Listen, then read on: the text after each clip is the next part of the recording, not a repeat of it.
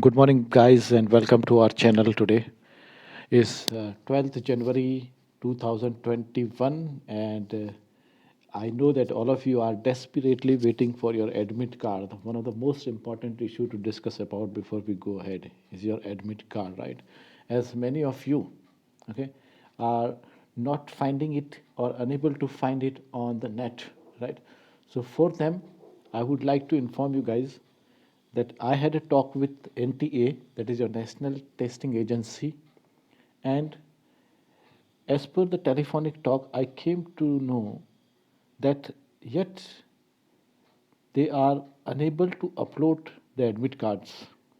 Okay, this was I had a talk at around 10:50 a.m. in the morning. All right, and they told me that they are unable to do so. Okay, and they have asked me that maybe they will be able to do it today or they may take 2 more days. So when I asked them that which particular date you'll be able to do it, so they said, sir, at least 14th January 2021, by latest by 14th January 2021, you will be able to upload the admit cards. Okay, this is what they have told me, okay, on telephonic talk. All right, guys. So this is for the information of you, for all of you. And another thing, I know some of the students, they have a lot of queries and questions in their mind. They don't know what to do regarding this admit card. So for them, maybe I will drop a number, okay, at screen or maybe in the description box later, where you can contact for your admit card if you have any problem related to your admit card.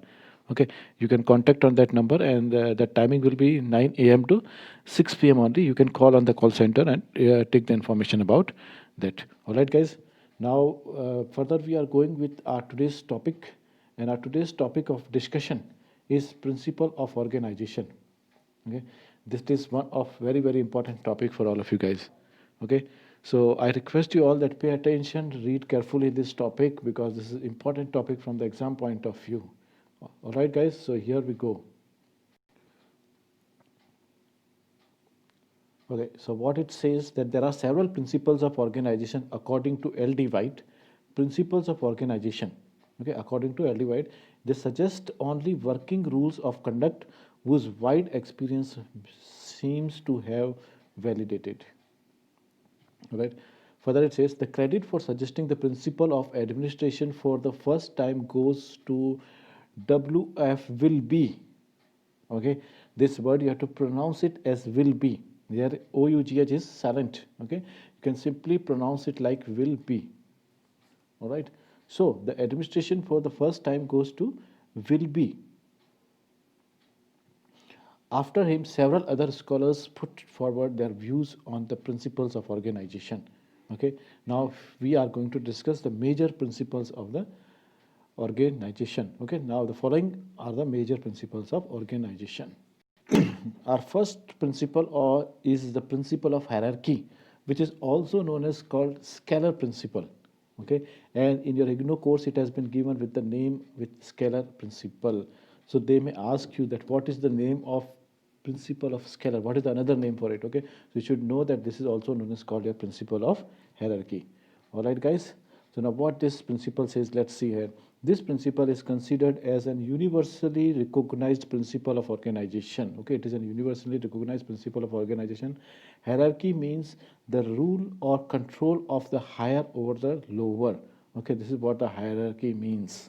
Okay, it is paramedical. Okay, now see this word here. This may be the new word for you guys. Okay, actually this word is derived from the word pyramidal. Okay, if I tell you, so this word is derived from pyramidal. Okay, which is an adjective, which means something which resembles or act or looks like a pyramid. Okay, that is called paramedical. Okay. So it is a paramedical set of parts where the higher parts control the lower parts. And what happens in this principle of hierarchy or the scalar principle? The higher parts control the lower part. It is a concept of arranging the various units of organization which are grouped into the several levels in the form of a pyramid. As I told you, see, in the form of a pyramid. Okay, it is a hierarchical organization. The chief executive is the absolute authority. Who is the chief executive? The absolute authority of it. Okay, James Monnet and his colleague Rayleigh, okay, these two, they have conceptualized the hierarchy as a scalar process, meaning a series of graded steps. Okay, what they call it, a series of graded steps. Okay, where the gradation, okay, and it means a successive stage. Okay, is done according to the functions, but according to the degree of authority and corresponding responsibility. All right. So according to them, the scalar process, meaning a series of graded steps where the gradation means a promotion is done not according to the functions but according to the degree of authority and corresponding responsibilities, and not according to the functions. All right, guys. Okay, further we see the features of hierarchy, or your what we call it scalar principle, that is also known as called your scalar principle. Okay, we will see it's what are its major features. Okay, so first it says the administrative functions are divided into the groups and subgroups here. Okay, units are arranged in pyramidal form. Okay, in a pyramid form.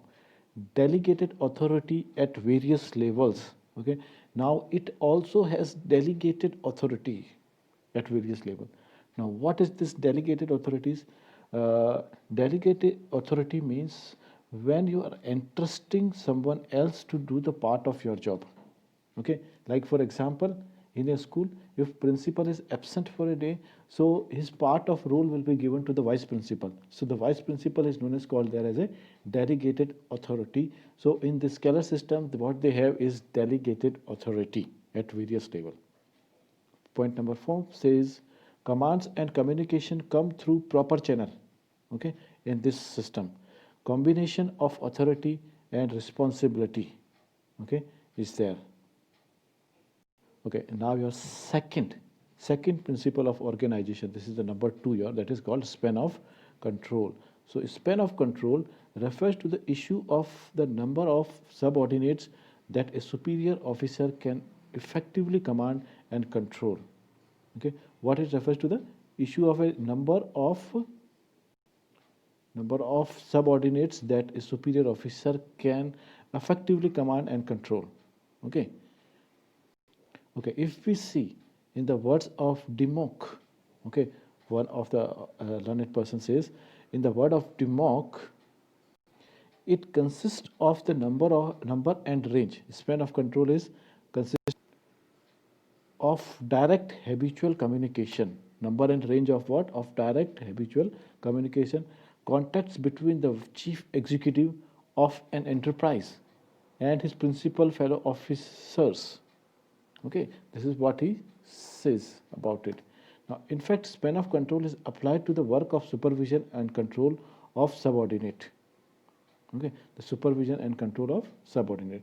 The system involves a number of steps one above the other, where every higher level controls the lower level.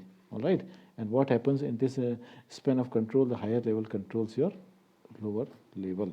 All right, it may be mentioned here that the exact limit of span of control is yet to be fixed. Okay, guys. Okay, we move ahead with it. So now it says about the determinants of the span of control. So there are the 3 factors. How many factors are there? 3 factors, okay, which act as a determinants of span of control. Okay, they are as follows. Okay, number 1 is your nature of functions. Okay, it refers to the type of work to be supervised when the work is routine, repetitive, and homogeneous. Homogeneous means same. Okay, nature. Okay, the span of control is more. And second factor which decide is called time. It refers to the age of the organization concerned. Okay, if an organization is an established one, control and supervision is more. All right. Okay, and your third point says here that space. Okay, it refers to the physical distance or nearness between the officials and the subordinates, If the people to the supervise are all working under the same roof, then the span of control is increased.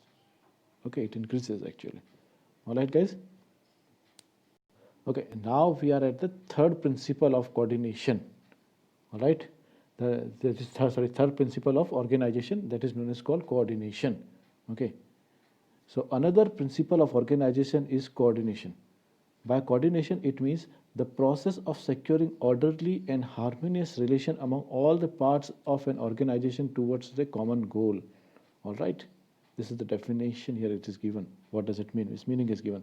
Now, according to Pfiffner, coordination is a technique for drawing together a number of conflicting skills and interests and leading them towards a common, and it is a centripetal force in the administration. Okay, this is what the Pfiffner said. Okay, what he's defining it as a centripetal force. Okay, now what is this centripetal force? Let's we try to understand. He's calling it as a centripetal force. Now, what is centripetal force? See, a force that acts on a body moving in a circular path and is directed towards the center around which the body is moving. Okay, that is called centripetal force. Okay, like for example, if I give you here, okay, if any body, right, if it rotates around it, okay, so this is known as called your centripetal force over here. Okay, this is just an example. I'm not going in the depth of the science over here. So for your understanding, you just see this. All right. All right, fine. Okay. So thus the coordination means making arrangement in such a way that all the parts of an organization may be pulled together towards specifically defined goals. Okay. What does it mean? Making arrangement in such a way that all the parts of an organization may be pulled towards a specifically defined goals. Okay, now next we have our fourth principle of organization, that is supervision. Okay, by supervision is meant guiding and directing efforts of employees and other resources to accomplish stated work outputs. Okay, supervision denotes the power of the superior of supervising the work of others as well as guiding them. Okay, the principle of supervision can be used in the two senses. Okay, the one is the negative sense and another will be positive sense. Okay, so we will discuss about it. We have negative and positive here. Okay, so negative meaning directing, okay, investigating and supervising the personnel in the organization, and positive meaning guiding and advising the subordinate engaged in the objective of achieving the required targets. Okay, supervision is a two-way process in the sense that it is a guiding process on one hand, and on the other, it is the process of superintending the work of others.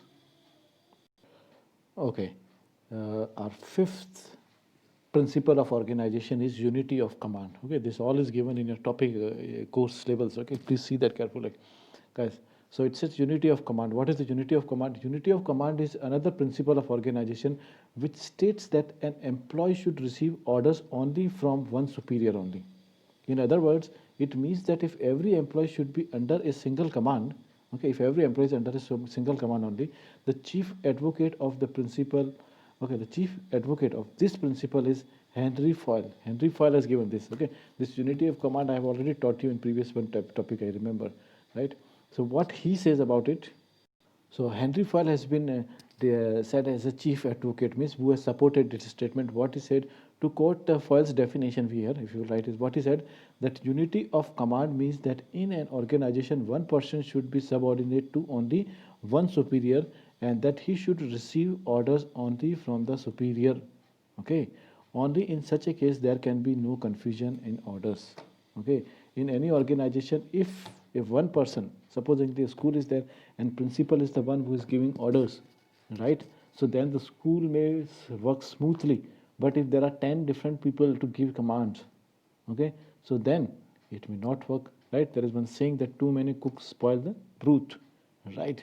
So in the same way, in any organization, when so many people are there to give the command, Okay, take an example of your family or any home also. If there is one person who is dominating and maybe grandfather or father, whoever, if he gives command and everybody follows that, the family moves well. But if everybody is the boss of its own, kind of, then things are changed. The organization may not work, right? So that is why this unity of command is a very much important factor of principle of organization. This unity of command implies that in every organization, the line of authority should be specific. Line of authority should be specific. Everyone in an organization should know its superior, from whom command will flow and order will be issued. Okay, means if you are working in any institution, so you should know that who will give you the command. Okay, everyone should in organization should know its superior, who is your superior, and whom commands will flow and orders will be issued. Okay, personally, I have seen many organizations where higher authorities are not actually working, and the peon or the D staff or someone else is having the more power because they are more active. Okay, but one should know, if you are working there, you should know who is your superior. The principle ensures that there is only one superior. Okay, where all the administrative authorities flows from one head. Okay, this principle is opposed to plurality of commands. Okay, which leads to confusion. Plurality of command means if there are so many commands and orders, okay, anybody can get confused. All right, so this is all about your unity of command. So, okay, guys, now this way we have done with our principle of organization. All right. I repeat once again, the number one was your principle of hierarchy. Number second was your principle of hierarchy is also known as called your scalar principle. Number second was your span of control. Number third was coordination. Number four was supervision. And number five was your unity of command. All right. So these are total five principles of organization, which are very, very important. And I know that all of you are having the wrinkles on your forehead because, especially because of your admit card, okay, which you have not received till now. Okay. So guys, for admit card, I would like to tell you that I just drop here on the screen. I'm dropping one number that you can write it down, and if you have any issues related to that, you can contact on this number for your admit card, that is 0120. Okay, this is the code number, and further you can add 6895200. All right, so this is the number where you can contact for your admit card related problem. All right, and the timing for doing so, it is not like that you will be keep calling them 24 hours, but the timing for this will be your 9 a.m. Okay, 9 a.m. to your 6 p.m. Okay, during the working days only. Okay, it is Sunday, they won't be available for you. Okay, so this is the timing and the number, both I have given to you. If you have any doubt, any queries, you can call up. And as I told you that I had a talk with them, and they had told me that by 14th January they may be able to put, okay, it may be today also, but maximum 14th January 2021. Is it clear? So anyway, meanwhile, keep preparing. This is their responsibility to provide the admit card. Your responsibility, your duty is to cover your course. All right. So best wishes ahead, and have a wonderful and nice day ahead. Bye bye. Enjoy your day.